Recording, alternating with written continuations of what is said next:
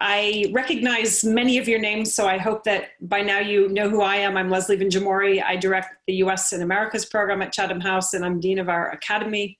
It is such an honor and a privilege to be chairing this event, this roundtable, with this discussion with our guest speaker, Ambassador Tony Gardner, who is, I think, a friend of Chatham House. He's certainly a friend of our director, who is also here with us, Dr. Robin Niblett, director of Chatham House, and my colleague, Hans Kunani, our resident, not only director and senior research fellow, but deep, deep experts on Europe and the European Union. So we thought very important to have this conversation with you. Ambassador Gardner, you are not only distinguished in your career through many years and over 20 years working on US-European affairs, you were also the US ambassador to the EU 2014 to 2017. You have written extensively, you have advised in the private sector, in the public sector, and you have written a book, and I think that might be the reason that we managed to attract you to come back to Chatham House. And it has a feel-good title at perhaps a moment when we're not always feeling good. But it is a really great title, Stars with Stripes, the essential partnership between the European Union and the United States. I think I have no doubt about your conviction and your commitment to this. But it is an honor to have you here to speak with us about EU-US relations, a view from Washington and Brussels. I should say that we are on the record. You're free to tweet. I'm right that we're on the record, correct, Robin? Yes, we are on the record. We will have plenty of time for questions. We're going to try, you can obviously ask those questions by writing them in, but we're going to try to get some of your voices into this conversation. Let me start by asking you a big question, Ambassador Gardner, and then I think the three of us are going to really try and draw you out, because we know the depth of your knowledge, but we'd like to get a little bit more of a sense of where you think things are heading. We've seen many challenges in this relationship. We're not even entirely sure whether the EU is united amongst itself in its vision and its understanding and its relationship with the US. But whether it's trade, whether it's questions of China, whether it's questions of democracy and the response to COVID-19, obviously this hasn't been easy, but in your view, it's essential.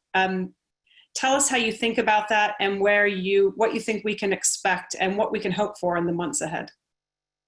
Well, thank you, Leslie. And I want to start by thanking you and Hans and Robin, Chatham House, for everything that you do on a regular basis to promote transatlantic understanding.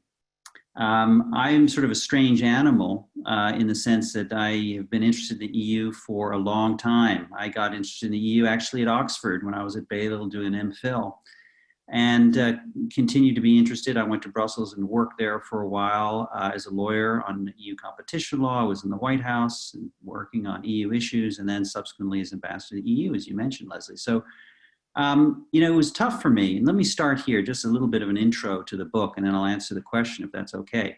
I drove off from my post on January 20th, 2017.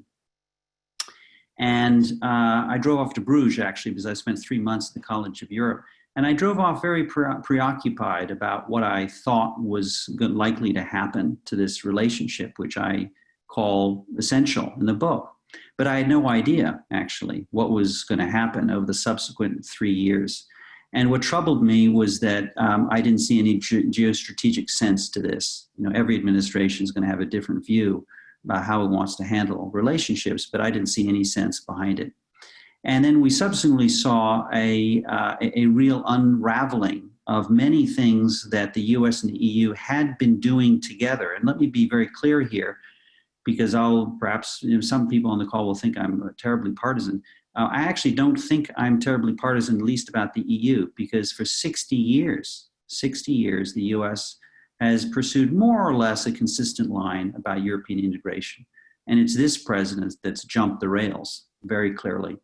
and in ways, as I said, I don't think make sense. So the book, which I finally decided to write, despite my daughter's admonition to me not to write it, and I should just say she was quite clear to me. She said, "Daddy, don't write this book. It's going to be boring. No one will read it. And you should focus on making money to pay for my school fees." But I didn't listen to her. And I didn't listen to Tom Friedman, who wrote in an article that putting the words European Union in the title of an article is a surefire way to make people fall asleep. So the challenge was to write a book that described, not in an academic way, nothing wrong with academic books, but to describe to a broader audience what it is that the US and the EU actually do together in the trenches, so to speak. So the book is 13 chapters in 9 different sectors. It gets into some detail. And it's not just trade, which is what people normally think of and very important. I talk about TTIP.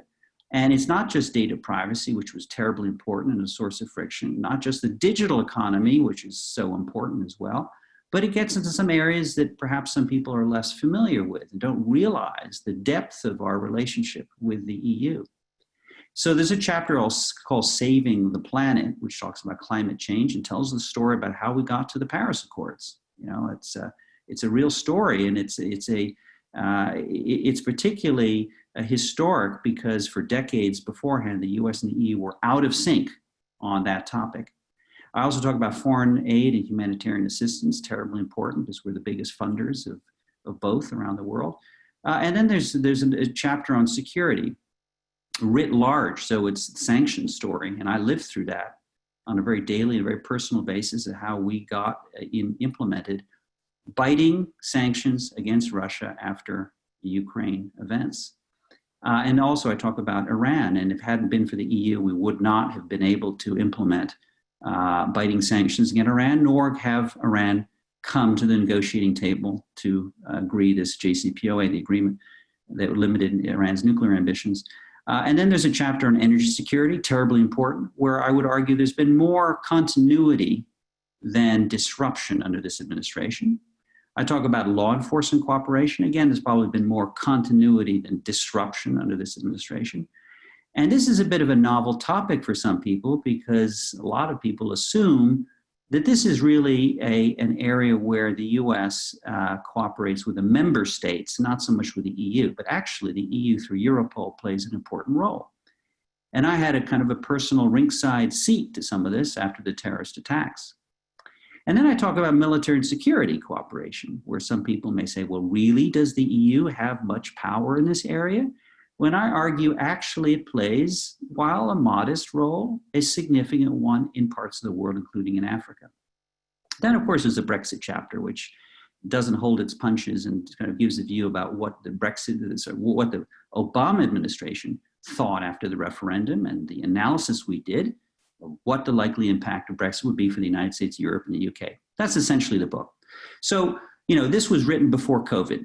And here I'll get to your question. So it gets before COVID, and of course a lot has happened in terms of the Brexit issues and sort of the risks of fragmentation of Europe.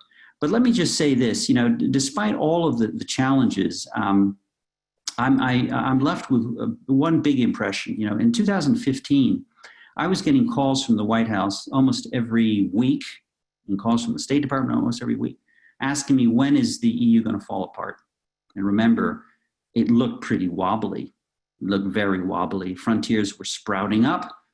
Member states were taking things into their own hands, just like in the early weeks of the COVID reaction. And from Washington's perspective, it looked like the whole thing was going to fall apart. And I said, no, it's not going to fall apart, and here's why. And I wrote a couple cables, and people thought, oh, we have an ambassador who's gone native. He's drunk the Kool-Aid. But the EU, of course, did deal with the financial crisis and with migration and with the Brexit, and now I think with Brexit. And it's going to deal with COVID. You saw the reactions after the wobbly first start is now much, much better. And the member states, and here's the big point, the member states actually do realize that for most of the big regional and global challenges facing the EU, they have to work together. And they actually have to work together in many instances through the EU, even in an area such as healthcare, where the EU has very few competences, right?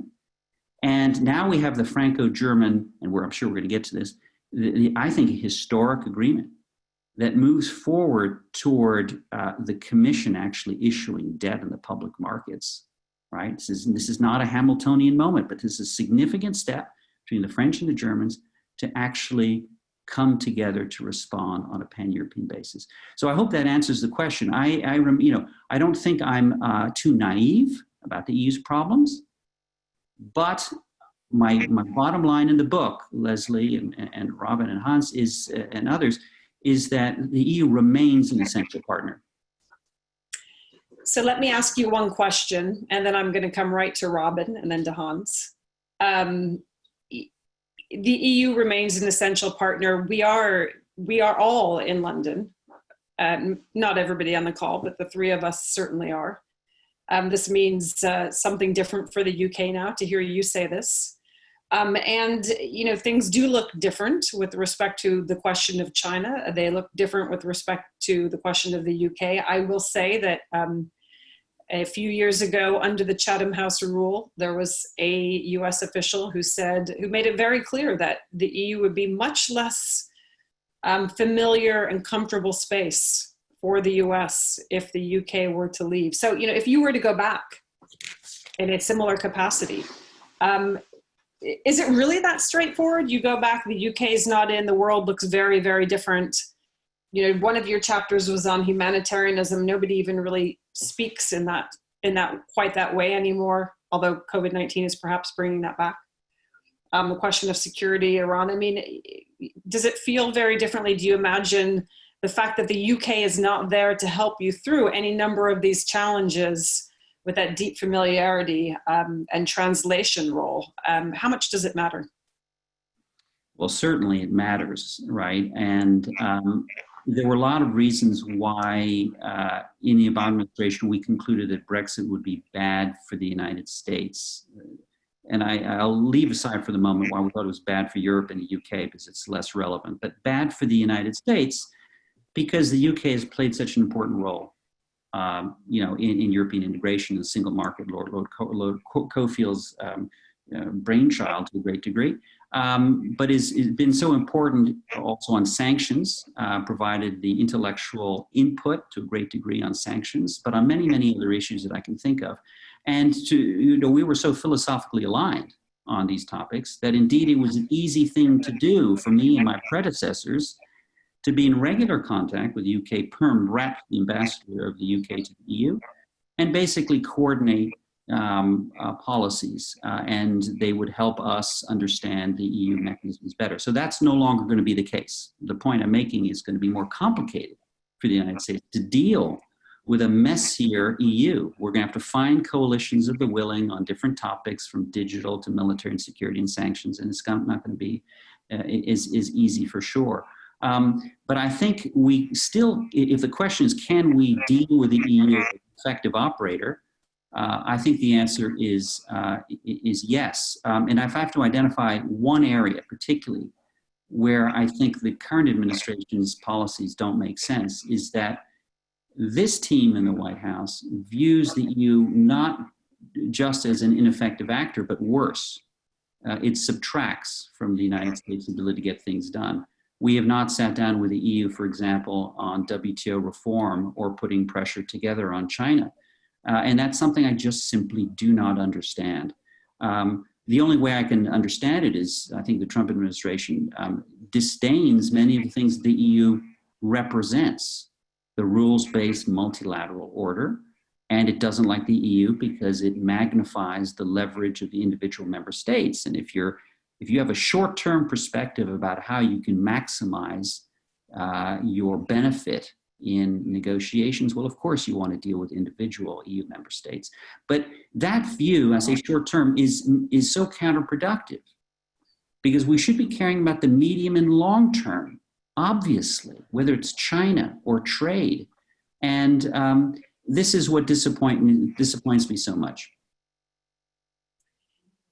Robin, I'm going to come to you to get your reaction to that. It must be complicated since, of course, the desire to continue to work with the EU still leaves the question open of what that means for America's relationship with the UK. it can't be anything but more complicated than it might otherwise have been. But Robin, let me come to you, because I'm sure you have some reactions and thoughts on this. Well, thank you, Leslie, and Tony. Welcome to a virtual Chatham House meeting. It would have been a pleasure to have welcomed you to 10 St. James's Square, but there will be other opportunities to have you back there. But great to have you with us this evening here in London, at least London time. I was struck when I saw the title of your book and the use of the adjective essential, because you will remember that was the reframing of the special relationship was reframed into an essential relationship by President Obama and David Cameron during President Obama's first visit to London in March of 2012. And there was much made of that. It was the time when David Cameron was desperately trying to avoid using the word special, because he felt that almost disempowered the UK. It was a kind of way of being overly dependent on America, a little pleading, if you see what I'm saying. And so they tried to recast it around that notion of essential. And they had this long list in the op-ed, which I was looking through ahead of this meeting with you, which is a kind of a list of topics in which the UK and the US were working together at the time, from Afghanistan to development aid to vaccine development. Interesting given where we are today. And I suppose the kind of opening big question I'd love to put to you, because you've gone through this list, almost like Barack Obama and David Cameron did, the list of areas where the EU and the US are incredibly important to each other. But essential is a really big word. As I said, essential was picked in the UK-US side because they were almost trying to dodge special. I don't know how much time they put into thinking about it, but you've written a book with the word essential rather than an op-ed. And I'm wondering, where is it that you think the EU is and will be, maybe will be is almost more important, essential to the US in achieving big global objectives? You've got your list. I could maybe triage 2 or 3, which I might think where that relationship is essential rather than important or special or whatever. But, you know, and maybe looking ahead outside all of the drama of the tensions that exist right now between the Trump administration and the EU specifically, but thinking more in the round, looking ahead, maybe 1 or 2 years, who knows what will happen in the election. Where do you think that element is essential, that in a way only the EU and the US can do, and where only the EU can really help the US most importantly? Well, that's a damn question. Yeah, well, it's a great challenge. So, you know, some readers might suspect that I was engaging in hyperbole with the use of the word essential, but I actually think it is essential. But you're right. If we ever had to pick out a few, let's start with climate change. We're not going to save the agreement that we signed. And we wouldn't have signed that agreement to begin with if the United States and the EU hadn't been aligned. Now, of course, China was, you know, also essential to getting to an agreement. But, you know, the story I tell in that chapter about climate change is that, you know, during the 70s, the United States was leading on environmental protection, and then the EU was leading for a while as we withdrew and basically absent. And then we had these 8 years under Obama in which we finally were largely in sync. We had some debates, which I recount in the chapter, but we got to that agreement. So that's an example where we were essential. Without each other, we're not going to get there. And now we're even bigger into the hole, into the ditch. We have to dig ourselves out of this ditch. On sanctions, I argue that we were essential. You know, if, you know, we, the United States, our perception is we had to do some spine stiffening on a couple of occasions. And yes, it was the downing of the Malaysian aircraft that was the turning point in July, I think it was, 2014. But it had not been for the EU joining us and coordinating an international effort, because let's remember, it wasn't just the US and the EU. It was Canada, and it was Japan and Australia and so forth and others. But again, essential on both Iran and I think on Russia. You know, it reminds me, and I quote this, that if you want to go fast, this is the Zulu saying, if you want to go fast, go alone. If you want to go far, go together. I think it applies to both to both areas. And then I would, if we had to have a short list here, I would say that despite our disagreements, our frictions on trade, and I have scars on my back to show that I engaged in some difficult discussions on trade, if we do not cooperate in changing, reforming the WTO, and saving the WTO, and through that saving and protecting the rules-based multilateral trading system, I don't think we're going to get there. Now, it's one thing, of course, it would be nice if we stopped trying to undermine it. But beyond that, I think the Trump administration and also predecessors legitimately raised some concerns about how that institution is functioning.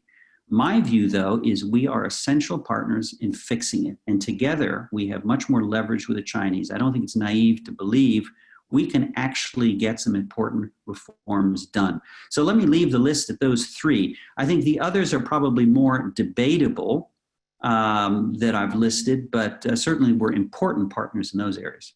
Hans, are you persuaded, or do you find yourself skeptical of the answer, as well as knowing Hans? Hans is skeptical of the question as well as skeptical about the answer.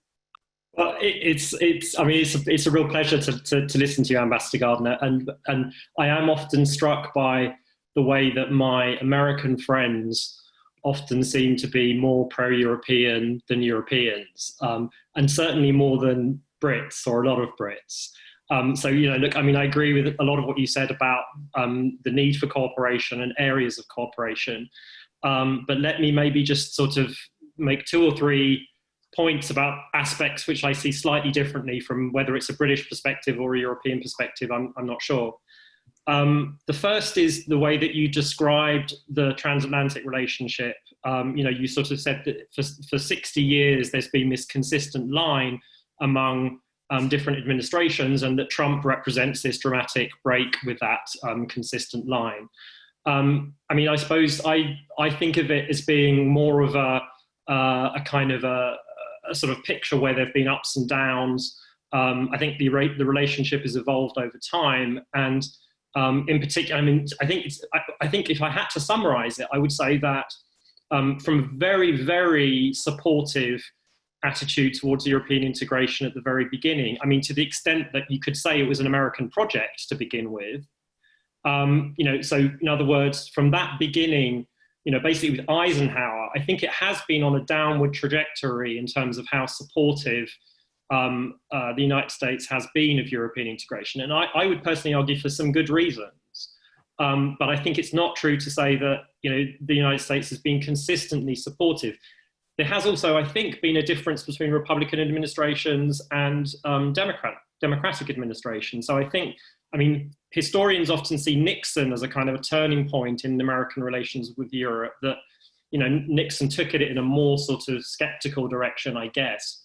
But then if you compare, say, the Bush administration with the Clinton administration, there are differences here, I think. And for example, what you said about this way in which the Trump administration tries to deal with individual member states rather than with the EU. I remember being at the European Council on Foreign Relations in the sort of early, 2010s. And, certainly that was the perception of the United States from a European point of view at that time, certainly during the Bush administration, was that it precisely played off different EU member states against each other. Think, for example, of Donald Rumsfeld's, old Europe, new Europe kind of strategy. So I suppose I don't quite see the United States as having been as consistently supportive of European integration as you described. And I guess the second sort of issue is you talked a little about the internal problems of the EU. And I think I would see them as being a little bit more serious and more unresolved. You sort of suggested that the Euro crisis and the refugee crisis, that the EU did deal with them. I see those as unresolved problems. But I also see them as things which mean that actually Europe or the EU can't be what America wants it to be. So in other words, this current EU, I think, is not in the American interest in many ways. Just one example of that would be, the low levels of defense spending. So, Germany at the center of this, low levels of defense spending, but also because of the fiscal rules in the Eurozone, they put downward pressure on defense spending in other Eurozone countries as well. So I think there are some ways in which you know, these unresolved problems are not good for America. And then just finally, it seems to me that, I mean, the way you put it was, well, look, the EU is still here, right? I mean, it survived. And I think a lot of Europeans think about it that way too. I look at it a slightly different way, which is that I don't think the danger is of the EU breaking up, in particular because the costs of leaving the Eurozone are so prohibitive. And the political will among pro-European elites is very, very strong. So of course, they're going to try to keep it together. The danger I see is not so much it falling apart, but a kind of a transformation occurring. I think that's already happened to some extent in the last 10 years since the Euro crisis began, where the EU turns into something different from what the founding fathers had in mind, and dysfunctional in all kinds of ways. And so even if it stays together, that's not very reassuring for me as somebody who is who wants to be pro-European at least. I could say more about the recovery fund and the response to the coronavirus, and why I'm a little bit more skeptical that that's so much of a breakthrough as you do, but let me leave it there for now. Hans, thank you. That was quite a comment, and one doesn't want to throw on what happens if we remain with the same leader in the US that we've had for the last several years. But maybe you can give us your reactions to that, Ambassador Gardner. I will say we have 99 people, and Robin is tremendously good at crowd spotting, even on Zoom. So he's recognized that we have 99 quite extraordinary people. And so we're looking forward to your questions. I will warn the audience to be prepared to use the raised hand function, write your name in the chat function, and we will turn to you after this response from Ambassador Gardner. So another challenge, and a very effective one, but so let me say this. Of course, we've had ups and downs. Iraq war being one, but also the Snowden. Let's not underestimate the crisis of trust and confidence during the post-Snowden period. And I walked into that, in March of 2014, and it was tough to deal with, not only in member states like Germany, but also with the European institutions. So of course we've had ups and downs, but if you base yourself, for example, on public pronouncements, which are one indicator, I think you would have to conclude that in fact there has been more consistency than otherwise. Whether it's Bush Jr., Bush Sr., Reagan. I mean, we were certainly in all public pronouncements supportive of European integration and for good reason. It's been also terrific for American businesses that the single market has taken off. Yes, of course, you can point to instances where administrations have dealt with member states separately in order to get advantage. I mean, but to point out certain inconsistencies doesn't, I think, detract from the point is that we have, until this administration, seen the advantages, the value added of the movement toward greater European integration. There are many aspects to this, not just economic, but also political. This is indeed a moving target, and it was always seen as a moving target. Those who don't think that European integration had at its core a political component I think have not read the historical record.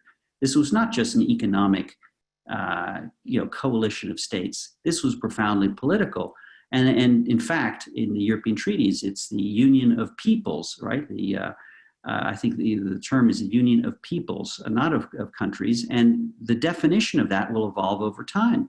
Even under my watch, the EU was slowly getting more powers over areas that people would not have imagined even a few years prior.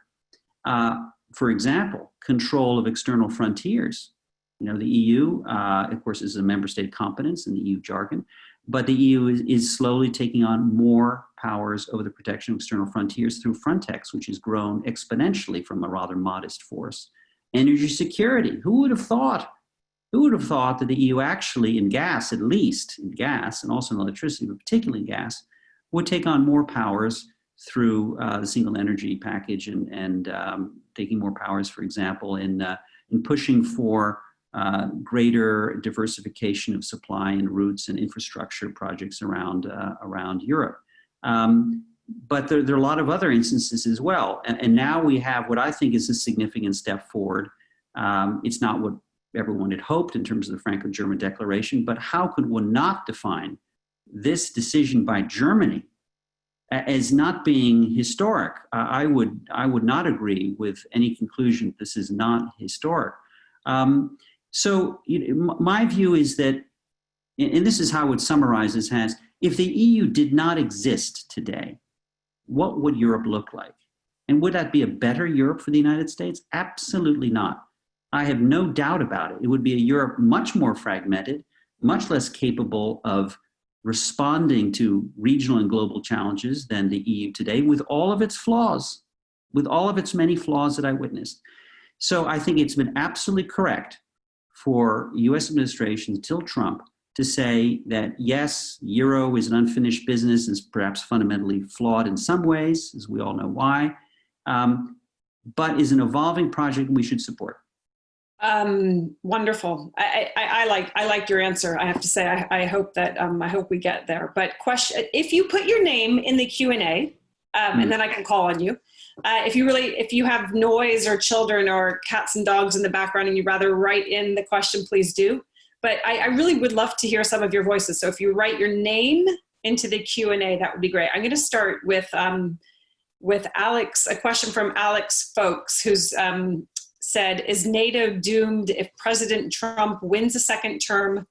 Will there be a European alternative in such a case? Why don't we begin with that?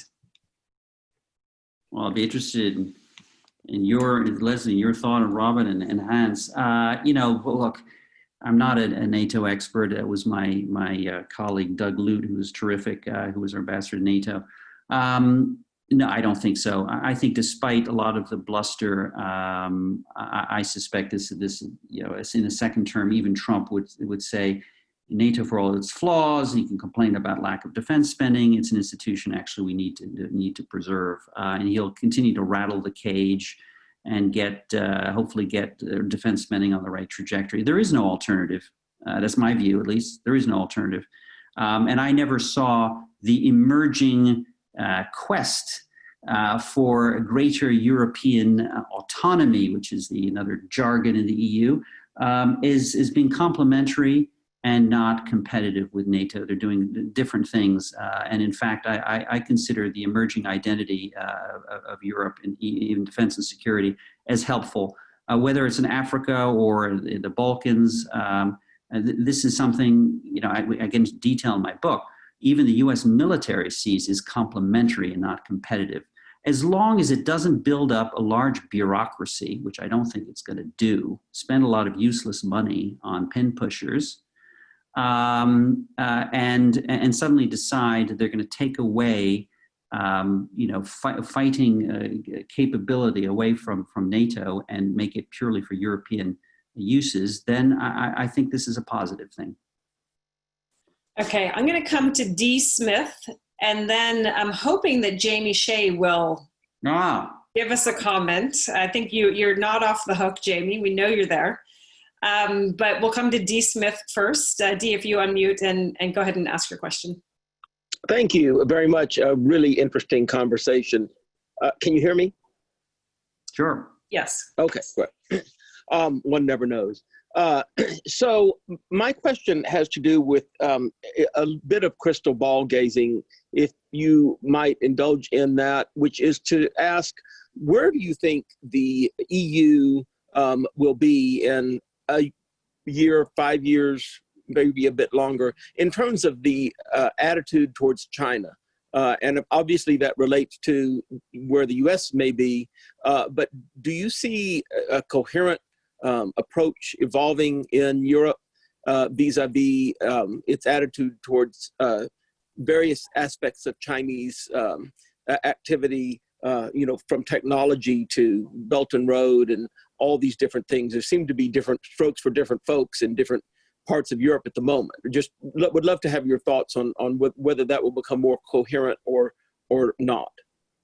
And let me add, before you answer, we have two other questions that have come in on a sort of related topic. One from Dilwyn Griffiths, that is the EU doomed to be squeezed in a US-China Cold War? Chris Gallett, Similar question. Do you think that Europe will be forced to choose, China or the US? So a lot of, as we know, concern for what China means, not only for the EU, but for the US and the EU. All right. Well, we need you to also answer this, because I know Chatham House has probably written libraries of stuff on this topic. Look, just from my perspective, I'll be hopefully brief. I've seen a sea change in the EU's perception of China and the member state perception of China. So let's maybe differentiate. But in terms of the EU, a great deal more skepticism about China, and it's reflected in a lot of papers, the External Action Service white paper on China being one example, but played out also in practical ways, particularly on the trade and commercial front. The tightening of rules proposed with clearly China in mind on foreign direct investment, on anti-subsidy rules, on rules for free trade agreements, and the focus on labor and environment and intellectual property protection, changing the competition rules that are being proposed. The list is long, and the tightening, by the way, already now a couple of years ago, of the anti-dumping rules, not specifically against China, but certainly with China in mind.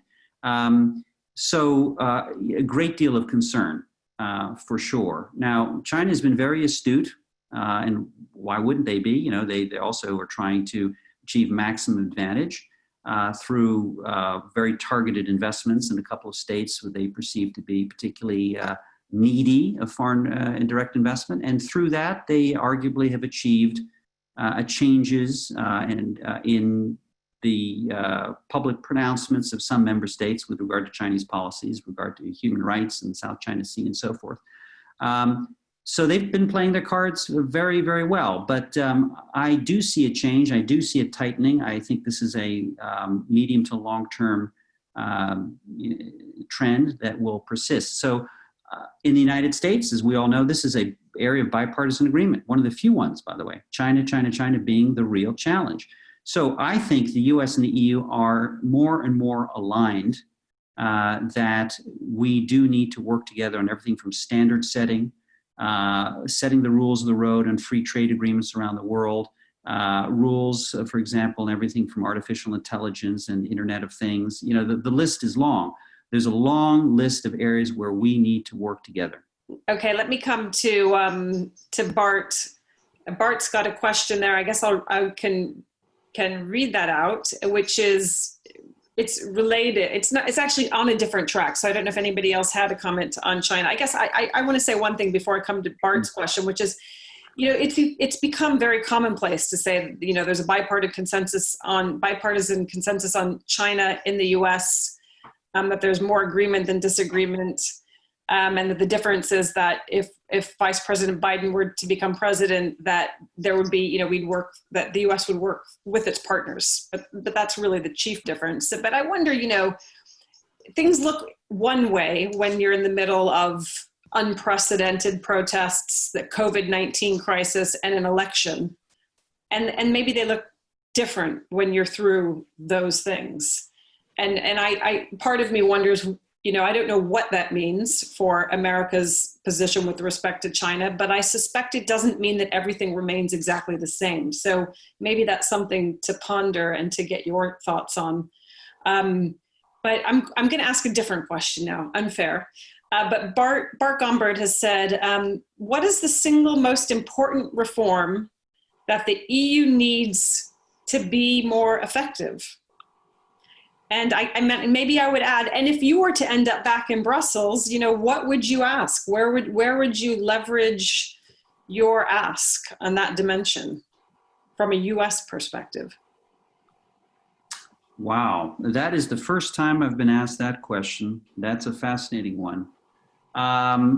There's so many things the EU needs to do. By the way, just yesterday, I think they published an interesting, another wise men's report. The EU is great at many things, but it's absolutely a world leader in wise men's reports. And this one, I shouldn't be flippant, because this was an important piece of work on deepening the capital markets union, which has really been a disappointment and is very necessary, especially now with the leading financial center going to be in the country that's going to be out of the EU. And the report was led by Thomas Wieser, who was a terrific part of the Eurogroup. So they clearly have to understand that capital markets reform is essential. I would add a second thing, and similar to the first thing, it's not something that the U.S. can influence. We don't have directly a dog in this fight. It would be inappropriate for us to be active or try to influence. And that is the way that the EU makes decisions. It's interesting because in TTIP, we actually tried to make this part of the dialogue, the transparency of regulatory decision-making. And our message was basically to the EU, you know what, you should make rules like we make rules under the Administrative Procedure Act, whereby drafts are issued, they're published, and absolutely everybody can make comments. And in fact, they have to be responded to in the round, not each one individually. And as we all know, EU decision-making is still quite opaque. Without getting into the horrible detail of the trilogue decision-making procedure, it is rather opaque. And you ask any businesses, by the way, they would agree with you, European or American. When proposed legislation comes out of the sausage factory, it's often very difficult to influence that proposed legislation. So I think, it was legitimate to point out, along with European critics, that the EU should be more transparent and open to outside comment on proposed legislation. But I feel uncomfortable with lecturing the EU about what to do. Robin, did you want to add anything to this before I come? I have several questions here, but before I come to the next one, and then to Alice Ekman, who I know is also in the audience and always has a brilliant question. Well, I've got a lot of questions. I'll be very quick, I suppose, if you're inviting me, Leslie. The big question, if the EU is going to be an essential partner to the US, is where does it have power? And I think you alluded to a number of those areas. It's been sadly lacking on the financial side because of the absence of a capital markets union, but that in a way has prevented the EU from being as powerful in its capacity to grow, to create deep markets for startups, etc. Deep liquid capital markets for startups. So I'm wondering whether you thought the rise of the euro, looking again further to the front, if the euro rises as over time it may do, if not an alternative to the dollar, certainly as a credible both reserve currency, trade currency, etc. Is that good? Does that make it more of a partner?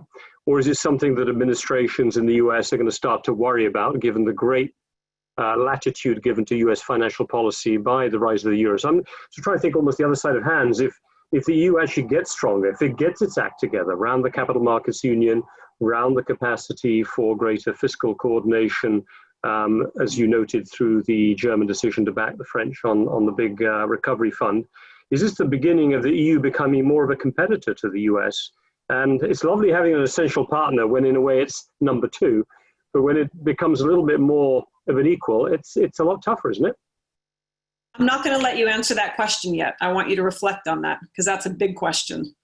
And so I'm going to come to Alice Ekman, who's going to ask even a bigger question, and then you're going to have two to grapple with all at the same time. Alice. Thank you, Leslie. Do you hear me well? Yes.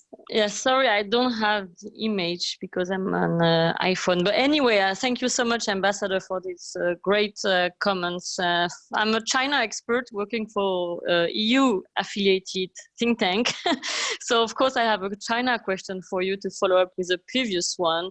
You notice more skepticism about China, that's for sure. At the same time, the evolution of strategic, I would say, analysis in Brussels is to say that in light of the growing rivalry between Washington and Beijing, EU is also feeling pressure regarding China. So what would you say would be an ideal transatlantic cooperation on China, not only on the content of the cooperation, but also on the methodology of cooperation? How concretely EU and the US could work together? I'm thinking also about technological issues. Of course, there is a big debate around 5G, but there is also strategic and security questions surrounding surveillance cameras, AI that you mentioned, drones, data center, blockchain, and many other technological issues. The second question I would have is about global governance reform. Would you expect that the election might, to some extent, change a U.S. approach toward global governance and multilateralism to a direction that would give more opportunity for Brussels and Washington to cooperate on this, or to reshape the current global governance system in a way that is in line with transatlantic interests? Thank you very much. Wow. So now you have three questions, and I should say that second question from Alice has been echoed by a few other of our panel participants. Well, that is so interesting. Look, let me maybe start with the second. Is just my view is that yes, there would be a dramatic change if Joe Biden wins. I recount in the last chapter of my book, the conclusions, two speeches, one given by John Kerry in Brussels in the last weeks of the administration, 2016. At the Conseil Noble in downtown Brussels, and a speech given 2 years later, also hosted by the German Marshall Fund, by Secretary of State Pompeo. And if everyone wants to kind of see in two speeches the polar opposite views of the Obama and the Trump administrations about Europe and multilateralism particularly, it's those two speeches. They are night and day. Pompeo spent most of his speech ridiculing multilateralism, is basically undermining sovereignty, and we should throw it out the window, ignoring, again, 60 years of American foreign policy, where we built, together with Europe, after all, we built these institutions, whether it's the World Trading System or the UN and other things. So we would go back, the Biden administration would go back, I think, to the concept that multilateralism isn't somehow an affront to sovereignty, something that some Brexiters believe is the case. I don't think is the case. Multilateralism actually can magnify your security and your prosperity, but admittedly now needs to change and be reformed. So we can't go back to like the days of, of a few years ago, pretend nothing has happened. There's skepticism about free trade and how the WTO functions and so forth. So we need to reflect on that, and we need to work with the EU on many areas. And I think Alice mentioned a few of them. There's a terrific book that's came out also called The Brussels Effect by Anitu Bradford. And often people belittle the EU, but the EU is a superpower in a couple of ways. And the superpower on trade and superpower on regulation. It loves regulation. People make fun of it, but it's an important standard setter around the world. Together, the United States and the EU can help write the rules on important things. Been mentioned by the speaker, artificial intelligence, writing the rules about what we consider as appropriate use of AI, facial recognition, Internet of Things. When we write the rules, we can actually promote our values around the world in emerging technologies, of which those are some. And through free trade agreements, that's also a way for us to promote our vision of the future, protection of the environment, labor, and intellectual property protection being some of them, right? All of those are hugely important. Working together, we can ensure, very importantly, that standard-setting bodies like the ITU, International Telecommunications Union, or the WIPO for protection of intellectual property are not dominated by certain countries that do not share our values and our beliefs, particularly on human rights. Now, it's interesting. Human rights are words that I don't think are ever used in this administration, ever. I don't recall them ever being used. Or how about anti-corruption or good governance? We used to believe in these things. The EU believes in these things. And for those who think these are floppy words without meaning, they're hugely significant. Because when we no longer believe in them, areas that are turbulent become even more turbulent, and bad actors in the Balkans or Northern Africa and elsewhere become more influential. There we had a tremendously effective agenda together on all of those things. So I would work with the EU on those topics. On the rise of the euro, it's an interesting topic, but can I be blunt and maybe provocative, Robin? And I'll tell you, I think I've told the story before and even in the book. When I arrived in 1994 at the White House, my first question I posed to the Treasury Department, actually I rang up the Chief of Staff, to Larry Summers. I said, what's our policy on this single currency? And the answer was, we don't need to have one because it's never going to happen. And of course it happened a few years later. But I think the view is even today that, is the euro really going to be a challenger to the dollar? I don't see, assuming Biden wins, I don't see a lot of ink being spilled about an issue which is academically interesting and a phenomenon that could occur at some point, maybe, 20, 30 years hence, I have no idea. But it's not something I think that administration is going to be hugely focused on. What I do see is more relevant in the short term is this. When we abuse our privileges as the world's financial center and the role of the dollar to impose unilateral sanctions around the world, there is going to be a reaction. That reaction will take some time, right? Whether it's an alternative to our terrorist finance tracking program or alternative to non-dollar payment systems, we've seen a rather modest, very modest EU effort in that regard, the INSTEX program, but there will be a reaction. And we do see efforts of the EU to promote the euro in certain areas of world trade, like oil, but not just oil. So I think the question is obviously very important, but I don't see it as a major threat. Let me just finish. Sorry, I'm taking too long, but I wanted to say something at the very beginning because we're living in a COVID world, right? And I didn't even mention COVID. I did some archaeological digging. I went back to a document I was involved in 1995, the new Transatlantic Agenda signed in Madrid at a US-EU summit. And guess what I found in this document?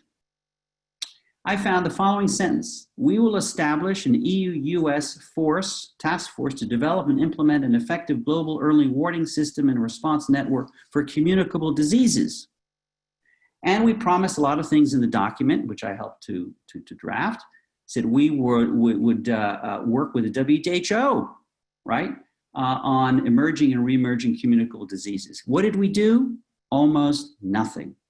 Even though in 2015 we did effectively, belatedly, but effectively deal with the outbreak of Ebola in West Africa. So that's another area where the absence of US-EU collaboration on coronavirus, to me, is just bizarre. There's so many aspects of this, trade and health and others. I think bizarre is putting it lightly, dangerous perhaps, and possibly even devastating. But I want to say one thing, and I want to come to one last question and a last comment perhaps from Robin and Hans to you before we wrap up. On this question of human rights, I mean, it is interesting. As you know, Secretary Pompeo appointed a commission on unalienable rights, which was due to release its report, which is in effect on human rights, chaired by Marianne Glendon, I believe.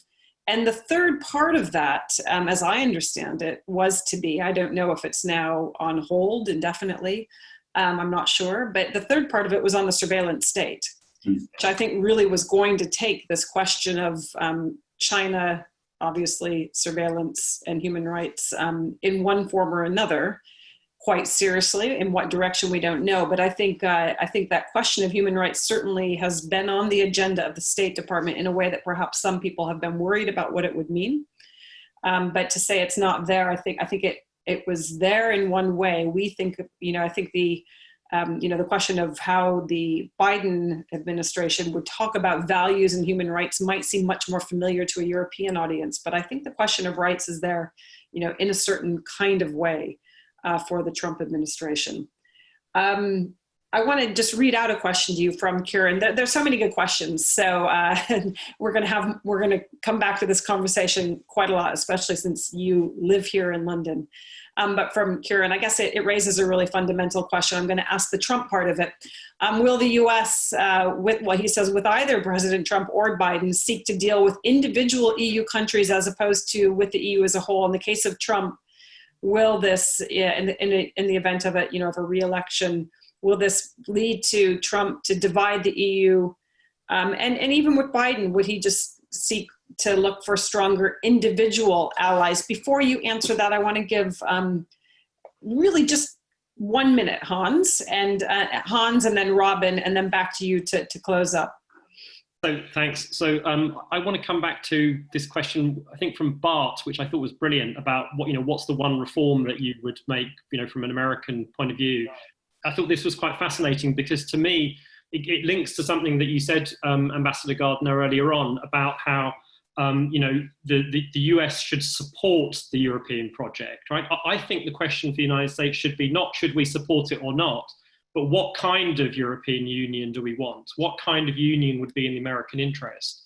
And I thought this question got to exactly that point. And so you were sort of saying we don't really have a dog in this fight. I would sort of almost encourage you to sort of enter this fight, as it were, as the United States, because I think Europeans actually need the United States to do this. So I would like to see a clearer idea from the United States of what kind of EU is in the American interest. And that could be a more capable EU with military resources, or it could be, as you suggested, Ambassador Gardner, a more transparent, democratic EU, right? That could also be a way of thinking about what kind of EU is in the American interest.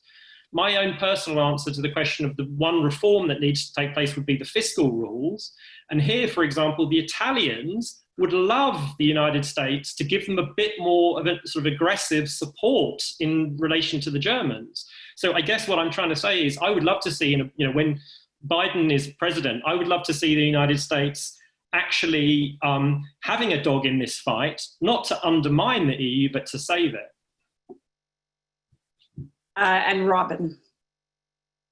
Just a great conversation, Tony. Thank you very much for spurring it and driving it, and for putting the book together, which has captured all of your wisdom on it. So I suppose my closing comment would be to say that it strikes me, both from this conversation and other things, that the biggest challenge to the US in the coming years is the rise of China. It is a strategic challenge to the US. There's no doubt that if the US and Europe are united in managing that rise, and it doesn't have to be confronting it, but managing it, we will both be stronger. And I think it'd be best probably for all three, to be honest. But Europe is divided internally within countries more than it is between countries. I think the biggest challenge for the EU is the future of sub-Saharan Africa. And this is a topic which maybe, well, you tell me, I think the US may be relatively indifferent to, but it's one that Europe may have to grapple with by itself. And it will influence its relationship with China and how it does it and how it doesn't. And China will play that a little bit to engage the Europeans. So I just throw those two random thoughts out at the end just to add to the menu. Thank you very much. I think the final comments are from you, Ambassador Gardner. Well, I know that people probably have to leave at the top of the hour, but this was just terrific. Made me actually think about quite a few things I hadn't thought about before. Let me just get back to one thing you said, Leslie, about human rights. Why was I so definitive? When we have a United States that embraces Hungary and Poland in a way that it has, despite its obvious undermining of EU Charter fundamental rights, it makes me uncomfortable. We have promoted Euroscepticism in an effort to undermine the EU, which I think is counterproductive. I think we should be outspoken that when, obviously it hasn't happened under this administration, but we should be outspoken that when the media is under pressure, or when the judicial independence is under pressure, that's not a good thing. So to me, it's been rather sad that that's occurred. I do agree. So Hans, absolutely, I would agree with what you said. We should be outspoken about some things. We want a European Union that's open, transatlantic, not protectionist. Also, not only because it's good for us, but because it's, that would be a good for Europe. We should not draw the wrong lessons from the COVID crisis and say suddenly we're going to become autarkic, we're going to build up national champions, we're going to disrupt supply chains, we're going to walk away from free trade and so forth. That would be the wrong kind of Europe. And it should be a Europe that believes and protects fundamental values and human rights. And it is, actually, if I had to point to one major threat to the EU, it's that the EU is unable to make all of its member states actually live up to those core standards in the Charter of Fundamental Rights. And if it can't do that, what is it actually good for? That is a really big question. On the fiscal rules, how many times did prior administrations actually make this point? Every year, practically, we told the Germans, use your fiscal space. You've got fiscal space, you use it. And they yawned, right, basically. So we've been lecturing Germany for years and years about this without much success. But now it's actually occurred.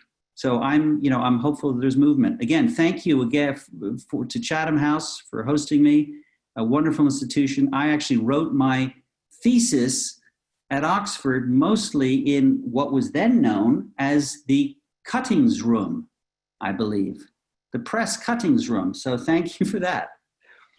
I think on that note, Robin's going to have to say a last word since he will know where that was and what that means. And I wish everybody a glass of champagne. If you were in the building, we would be heading upstairs for a reception, and that will happen. It just isn't happening today, but it's been wonderful. Robin, I don't know if you want to say a final farewell. All I can say is we can't guarantee champagne. I don't know where that came from, Leslie, but never mind. It'll be out of your program budget, I suspect.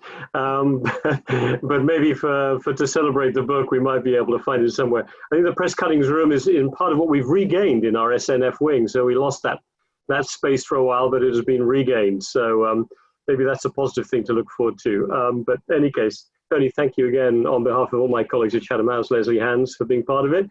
And as Leslie's handed to me, am I meant to say farewell then? I'd say thank you to everyone who joined us this evening, a great group of people from all over the world. I was looking through all of those participants, and I would expect nothing less for Tony Gardner, a good friend as well as one of those Americans who understands the EU. It's a rare thing, and I can say that as a Brit because it's pretty rare in the UK as well. Thank you very much, Tony. See everyone. Bye. See you at the next time. Unmute. We need to unmute. Exactly.